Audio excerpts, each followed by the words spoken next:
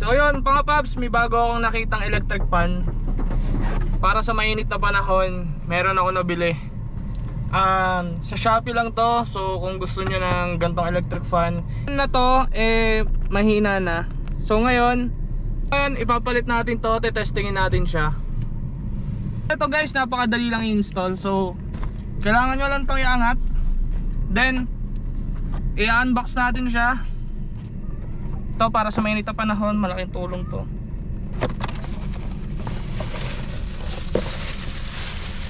So sa box na to, dual fan na siya, dual fan. Then may kasama siyang holder.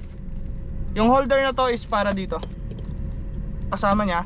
So ito, pag i-install na ito, napakadali lang mga paps. Kailangan mo lang iangat to.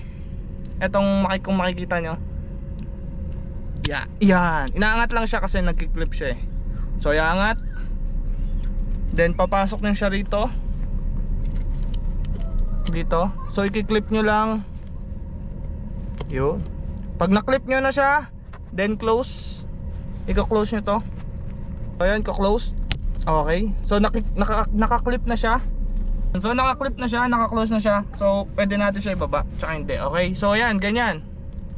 Then sobrang easy niya i-install. So ngayon dahil naka-clip siya dyan, meron siya sa likod na adjuster. Yeah. So ayan guys, nakabit na natin siya. Diba, napakadali lang. Then meron siyang cord. Mahaba naman yung cord niya. So open lang natin siya. Yan, mahaba yung cord niya mga paps. So sa cord niya, pwede mo siyang, bahala ka na kung saan may tatali. Alright, so ito isasaksak natin sa USB type. So yan mga paps, ito isasaksak ko lang dito. Right, dito ko yan. Yun, so ito na. Nilagay na natin siya ngayon dito mga paps. So may number yan. Number 1, malakas siya. Nagagalaw din siya.